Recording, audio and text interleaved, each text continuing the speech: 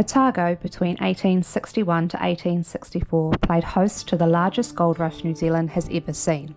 This all started thanks to this man, Thomas Gabriel Reid. He discovered gold on the banks of the Tuapeka River at Gabriel's Gully, which was later named after him. This gold rush started at Gabriel's Gully but spread throughout Otago, leading to rapid expansion and commercialisation of the new settlement of Dunedin, which quickly became the largest city in New Zealand in the 1860s. Arriving by Christmas 1861 on ships, 14,000 prospectors had arrived trying to make their fortunes in the fields. Oh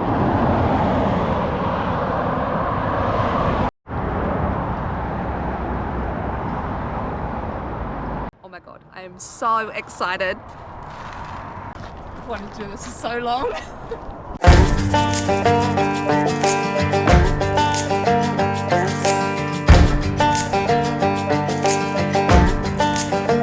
Buying gold? You're gonna get your ass in that river and get some when you can.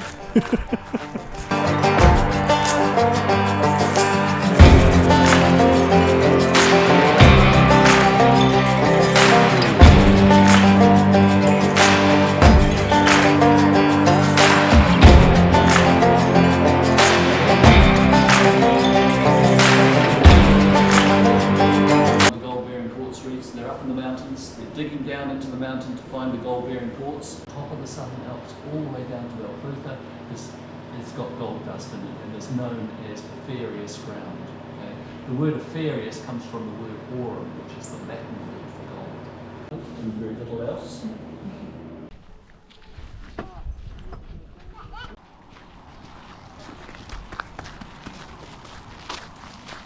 An alluvial gold claim. Gold's in these gravel banks, okay? A claim this size could be worked by one man, and this is the machinery that he would have used in America, in Australia or in New Zealand to work alluvial gravels. This is a sluicing monitor, which is basically a water gun, and down in the creek you have a riffle box, okay? So the miner would have worked away here using the water jet to dissolve the clay and wash the gravel down off the cliff.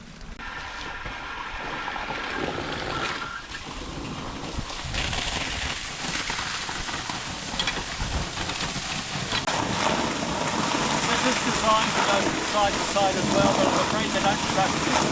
They've folded it. They've only carted up from Dunedin by bullock wagon and assembled on whatever quartz reef it was originally bought for. This machine has had a very long working career. Its last job was at Glenorchy at the top of Lake Rocketip, where it was used to crush scheelite. We're going to go gold panning.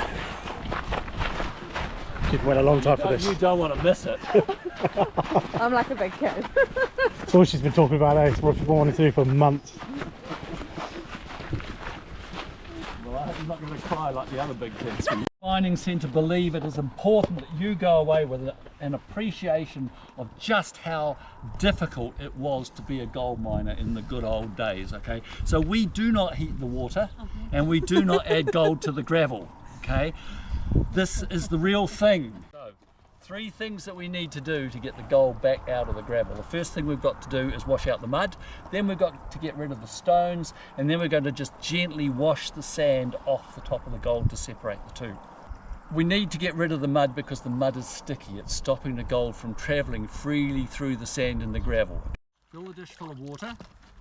Take a stone and stir the water into the gravel. This gravel is full of another mineral called shale oil, and it is actively resisting the water. So you need to stir the water into the gravel. Once you have done that, when you move the dish, all the gravel in the dish will move, okay? If you do not have all the gravel in the dish moving, it will take you forever to get rid of the mud. And the whole secret to successful gold panning is speed. So once you have everything moving, just change the water about every 5 seconds. Do not worry about the gold going out with the water. As long as you are not losing the gravel, you will not lose the gold. I'm going to give the gravel a really good shake to shake the gold down to the bottom. So, vigorous shaking, splashing everybody around you.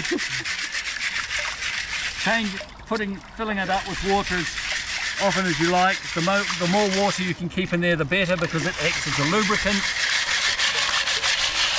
But try not to lose the gravel.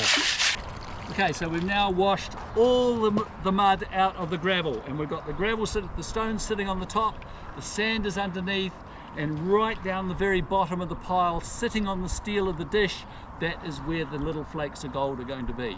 Okay, so you just hold the dish at 45 degrees, you lower it into the water, you gently pull it out, and the stones will just flow off the top of the sand. You see, we're looking around here. This is where the gold's going to show up, hopefully.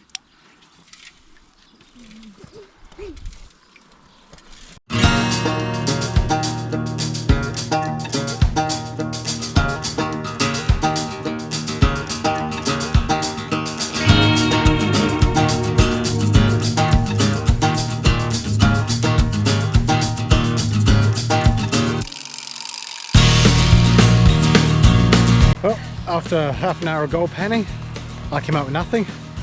Loz found something that looks like gold, so I'm claiming that it's gold. we'll claim it. We're just gonna go get a coffee now and warm our hands up next to the fire because the hands are absolutely freezing cold. Doing this in winter is, yeah, pretty ballsy. We just had some food and some coffee, so now we're going to take ourselves out on the self-guided track. It's 3:30 at the moment. We've just been informed that the place closes at 4, so we're going to hustle around, try and get as much viewing done as we can in that time frame before the place closes down.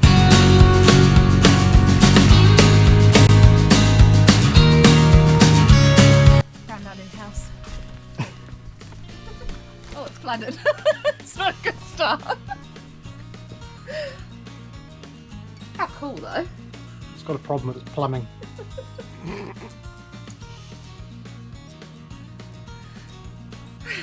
It's not going. Oh my god, kick it. Dick. So what we learned when we were on that tour is, as you can see, these big giant piles of rock here is where the miners were down there doing their sluicing, blasting or blowing holes in the side of the rock faces with the cannons. Once they collect these big rocks, they pile them up. So it's actually quite cool that from the 1800s these piles are still here.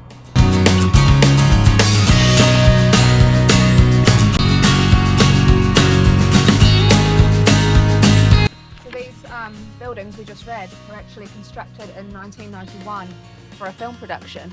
But if you drive along the road as you're coming through into Queenstown, you can actually see like authentic ones that were made for the miners back in the day. Pretty cool, eh? Wow.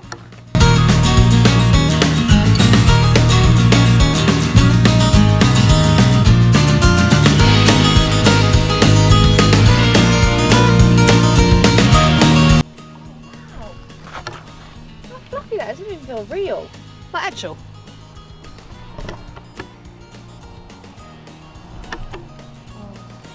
Now you're gonna get some bad rash or something. I know it's like stuck in my fingers.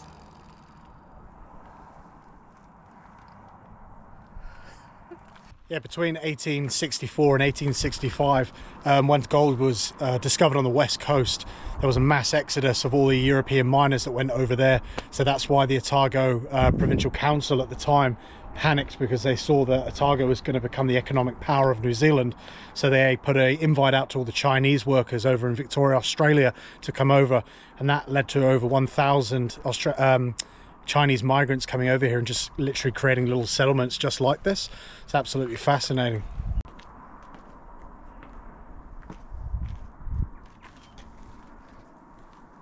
So we've just climbed up to the top of this Chinese settlement, and now you can get a different perspective on these sluice piles that we're seeing. As you can see, they're absolutely everywhere, all through here. Over in the distance, all these piles here is from where the miners actually worked this area in the 1800s. It's pretty bloody epic. This place is huge, definitely worth a visit. So all the way along this track, it's absolutely amazing. Signs everywhere that explain all about the history of the mining in this area.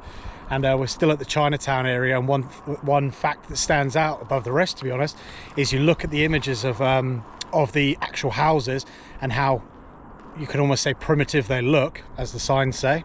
And it was recorded that there was never any disease, no infections anywhere ever found in these villages, whereas Cromwell, just down the road, they once went through a really severe typhoid epidemic. So it just shows that the Chinese people were here, even though the houses look primitive, managed to maintain their hygiene while working in these pretty adverse conditions. So yeah, it's pretty interesting facts which you learn while doing this walk. actually looks like there's bits of like gold and stuff in it. But look. Oh my god, what is that? No, I'm not even joking. It's mica. Oh, there's another big bit next to it. No, that one's really. Shut you. So Lauren's just actually noticed something even by accident. We're just coming up from the Chinese settlement, and these walls here are a prime example of what they used to blast at. So that big cannon that you saw in the beginning of the video, when we got here, these walls here are made of a material, a clay-like material that literally just flakes away, as you can see here. This is where all the gold and all that stuff is actually located, so they blast the cannons at the wall and blush it away. But we actually didn't realise just how flimsy these walls were, and there's one still intact. And these things, if you actually crack them open, back in the day they used to grind them down with like a big mortar and pestle, and gold is actually inside of those, which is really cool. But this was not found down here. They have come down from the mountains, usually come down in like a glacier. That's what the guy told us. Yeah, it's pretty interesting. You're surrounded by the biggest mountains all the way around here. Like always, the GoPro doesn't do it any favours, but these mountains are absolutely enormous, and it all comes down, rolling down into these valleys where they blast at the walls, and then this is where they find all the gold.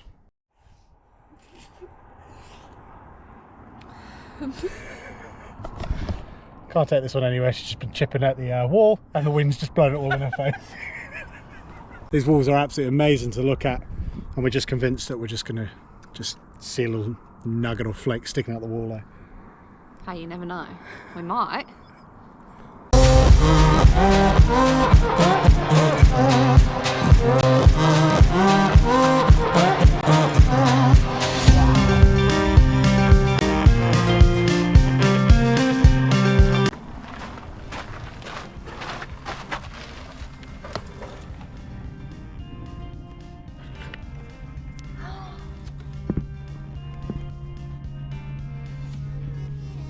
Candlelight, holy shit. Oh my gosh, can you imagine that? That would be cool if they had one of these open. Hello!